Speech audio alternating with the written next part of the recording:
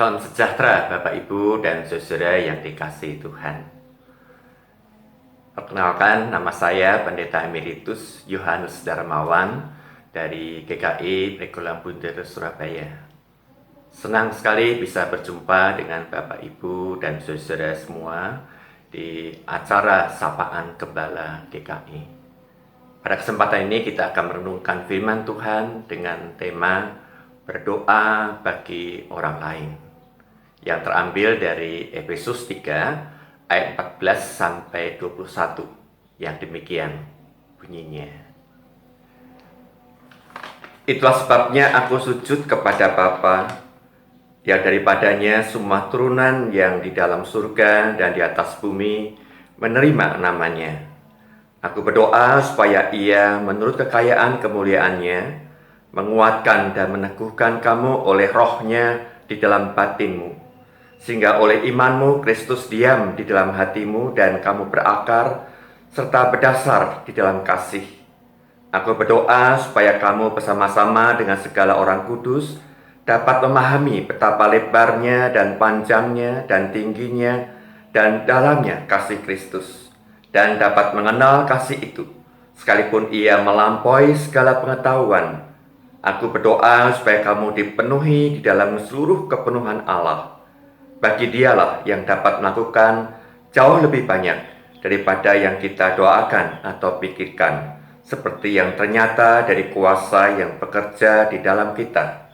Bagi Dialah kemuliaan di dalam jemaat dan dalam Kristus Yesus turun-temurun sampai selama-lamanya. Amin. Bapak, Ibu, dan saudara yang dikasihi Tuhan, doa merupakan salah satu aspek kehidupan orang Kristen yang paling mudah dilakukan, tetapi juga sulit dilaksanakan bila dipanjatkan dengan kesungguhan hati, apalagi berdoa bagi orang lain. Tetapi mengapa kita harus berdoa bagi orang lain? Bukankah masing-masing bisa berdoa bagi dirinya sendiri? Memang setiap orang bisa berdoa bagi dirinya sendiri. Tetapi bagi orang Kristen, kita dipanggil juga untuk berdoa bagi orang lain. Efesus 3 ayat 14 sampai 21 mencatat doa Paulus bagi orang lain. Dalam hal ini bagi jemaat Efesus. Dari suratnya ini, paling tidak kita menemukan dua alasan mengapa kita perlu berdoa bagi orang lain. Yang pertama, doa bagi orang lain merupakan salah satu bentuk ungkapan kasih kita kepada mereka. Paulus mengasihi jemaat Efesus, karena itu ia berdoa bagi mereka. Padahal pada waktu itu Paulus sedang di dalam penjara.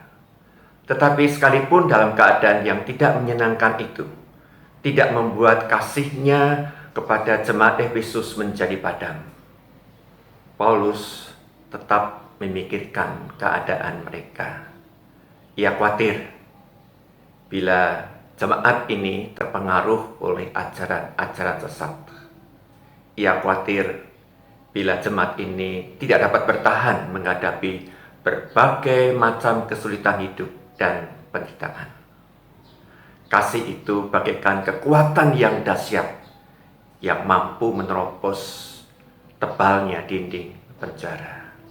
Itulah sebabnya Paulus berdoa agar Tuhan memberikan kekuatan dan meneguhkan mereka. Ayat yang ke-16 dan 17. Ia berdoa juga agar jemaat dapat memahami dan mengenal betapa lebarnya, panjangnya, tingginya, dan dalamnya kasih Kristus. Ayat 18 dan 19a. Serta berdoa agar jemaat dipenuhi di dalam seluruh kepenuhan Allah. Ayat 19b. Kasih itu jugalah yang mendorong kita untuk berbuat sesuatu bagi mereka yang kita kasihi. Minimal berdoa bagi mereka. Sayang sekali kalau yang minimal saja kita tidak melakukannya. Dua, Doa bagi orang lain merupakan sebuah pelayanan. Sebagai hamba Tuhan, tentunya Paulus sangat rindu berada di tengah-tengah jemaat, melayani mereka, berkhotbah, mengajarkan firman Tuhan, menghibur, dan menguatkan mereka. Tetapi bagaimana mungkin? Sebab sekarang ia berada di dalam penjara. Namun bagi Paulus, penjara bukanlah halangan yang membuatnya ia berhenti melayani. Ia tetap mempunyai semangat melayani. Itu sebabnya sekalipun di dalam penjara, Paulus melayani jemaat Efesus melalui doa-doanya. Sebab Paulus percaya bahwa segala sesuatu mungkin terjadi melalui doa.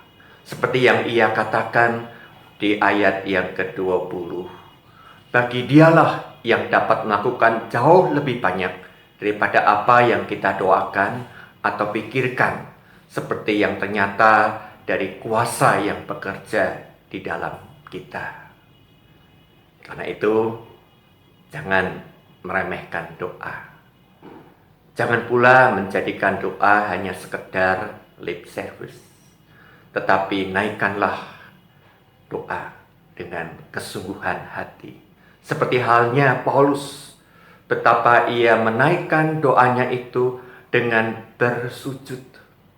Ayat 14 mengatakan, aku sujud kepada Bapa.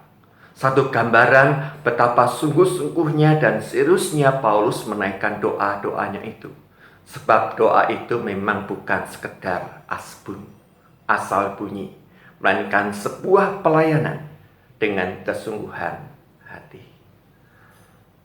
Tentu saja pelayanan yang terbaik tidak hanya berdoa saja, tetapi juga berbuat sesuatu yang berarti. Namun seandainya bila kita tidak bisa berbuat sesuatu oleh karena situasi dan kondisi yang tidak memungkinkan, seperti Paulus pada waktu itu, maka berdoalah dengan kesungguhan hati bagi mereka. Bapak, Ibu, dan saudara yang dikasihi Tuhan, kalau selama ini kita lebih suka minta didoakan, tetapi sekarang mari kita belajar berdoa bagi orang lain. Mintalah kepada mereka apa yang dapat kita doakan bagi mereka. Dan di samping itu, lihatlah di sekitar kita, ada begitu banyak orang yang menderita. Dampak pandemi COVID-19 ini telah menghantam hampir semua bidang kehidupan manusia, terutama bidang kesehatan dan perekonomian. Belum lagi akhir-akhir ini sering terjadi bencana alam. Betapa menderitanya mereka yang menjadi korban. Kita dipanggil untuk berbuat sesuatu bagi mereka. Minimal berdoa. Amin. Mari kita berdoa. Bapa yang di surga, kami bersyukur melalui firman Tuhan pada hari ini. Kami diingatkan bahwa kami dipanggil juga untuk berdoa bagi orang lain. Tolonglah agar kami dapat menaikkan doa bagi orang lain dengan kesungguhan hati. Kami berdoa bagi gereja-gereja di Indonesia, khususnya GKI. Kiranya Tuhan memberi kekuatan dan kesehatan yang baik, serta memberkati kesaksian dan pelayanan semua jemaat-Mu. Terima kasih Tuhan. Dalam nama Tuhan Yesus kami sudah berdoa dan mengucap syukur. Amin.